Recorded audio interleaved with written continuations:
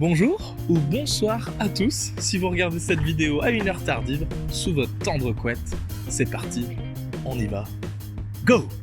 Aujourd'hui, nous allons parler des Jeux Olympiques. Ceux qui sont nés en Grèce antique et se poursuivent encore aujourd'hui sous deux formes, les JO d'hiver et ceux d'été. Se disputant tous les 4 ans, cette compétition internationale est bien plus qu'un événement sportif. Alors bien évidemment, notre génération se souviendra, par notre côté patriote, de la sirène Manodou ou bien de Martin Fourcade. Plus généralement, on se rappellera des multiples victoires de Usain Bolt, Michael Phelps. On retiendra le fabuleux Lewis dans les années 80, ou pour remonter à encore plus vieux, dans les années 60, on se souviendra de Larissa Latinina remportant 18 médailles sous la sélection de l'Union soviétique. L'Union soviétique d'ailleurs. Voilà une belle porte d'entrée pour vous montrer que les JO ont un rôle communicationnel et politique bien plus important que n'importe quel autre événement sportif. 1980. L'URSS est le pays hôte des Jeux. Une cinquantaine de pays n'y participeront pas. Les USA y compris. La raison ? L'invasion de l'Afghanistan par l'Union soviétique en 1979. Il existe bien des scandales et des affaires politiques à mettre en relation avec les JO, mais nous avons décidé de nous pencher sur un cas en particulier, certainement le plus haletant. Les JO de 1936 à Berlin, sous le régime hitlérien. Pour Hitler, ces JO d'été de 1936 sont l'occasion rêvée de montrer le nouveau visage de l'Allemagne après la Première Guerre mondiale. Ces JO sont très controversés, la montée du nazisme au pouvoir entraîne plusieurs politiques et organisations à demander un boycott. L'Espagne, d'ailleurs, ne se rendra pas à Berlin et organisera en concurrence des Olympiades populaires. Les États-Unis devaient également boycotter ces JO. Finalement, ils seront de la partie et l'Afro-Américain Jesse Owens remportera 4 médailles durant ces Jeux, comme un point d'honneur à la pathétique connerie aérienne. Ces JO furent marqués par de nombreux scandales. L'affaire Merckens avec le cycliste allemand qui aurait dû être disqualifié pour gêne et qui finira couronné de l'or, les sprinteurs Stoller et Glickman, les deux seuls athlètes juifs de l'équipe olympique américaine, enlevés de l'équipe 4x100 le jour de la compétition, ou encore l'escrimeuse Meyer, étudiante aux USA et seule sportive juive de l'équipe olympique allemande. Remportant une médaille d'argent, elle déclenchera une terrible controverse en arborant un brassard à croix gammée lors de la cérémonie de remise des médailles et en faisant le salut nazi. Sa mère et 2 de ses frères vivaient toujours en Allemagne. Tous ces faits nous amènent à une question essentielle.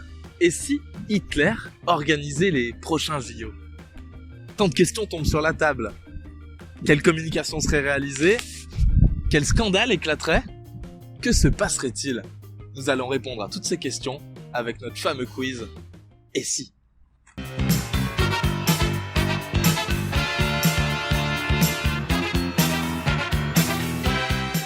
Bonjour à tous, bonjour à vous, bonjour à toi derrière ton écran. On se retrouve aujourd'hui pour une première édition de notre quiz spécial « Et si ?» Je vous présente aujourd'hui mes 2 concurrentes, mes 2 adversaires, Romane et Tsila.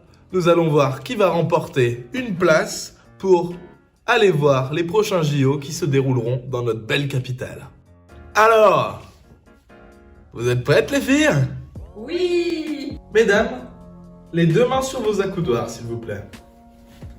Première question, c'est parti. Qui fut le premier chercheur à s'intéresser à la communication de masse comme processus d'influence et de persuasion? Weaver. Absolument pas du tout. Trop facile. Il s'agit d'Harold Laswell. Contrairement en fait au message de Shannon et Weaver, il va s'attarder sur les étapes de la communication. Mais quelle culture! C'est impressionnant, hein, vraiment. Vous m'épatez. Je n'en dirai pas moins. J'aimerais continuer avec ma seconde question. Est-ce que vous êtes prêtes les filles? On va continuer avec le modèle de Laswell. Avec cette question. Complétez avec le 5e point principal. Qui dit quoi? Comment? À qui? Pourquoi? Pourquoi? Ce 5e point s'interroge sur les effets recherchés et aux objectifs de communication, c'est-à-dire qu'est-ce que je veux obtenir après avoir communiqué. Brillante. Pas comme tes dents. Bon. Oui. Ne souris pas, s'il te plaît. 3e question. Pourquoi le canal du modèle de communication de Laswell est-il important? Il détermine la longueur du message, Il détermine le message à envoyer, petit c. Il est utilisé pour atteindre le bon public de la bonne manière, ou encore, il est utilisé pour mieux comprendre l'impact du message. Il détermine la longueur du message. Le canal est utilisé pour atteindre le bon public et de la bonne manière parce que oui, le modèle de Laswell s'apparente davantage à un modèle de propagande. Effectivement. Il peut d'ailleurs présenter un excellent outil pour préparer et structurer sa communication. Et donc, une éventuelle prise de parole en public. Il peut s'agir d'un discours politique pour une campagne présidentielle, une prise de parole pour défendre une cause, ou encore un discours d'annonce sur l'ouverture des Jeux Olympiques.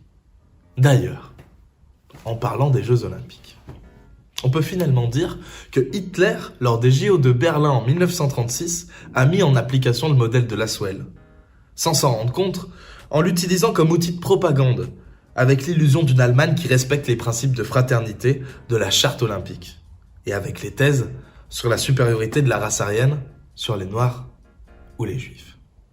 Nous allons à présent nous rendre sur les gradins d'une piste d'athlétisme, l'un des 6 premiers Jeux Olympiques qui ont pris place dans les Jeux de l'Antiquité.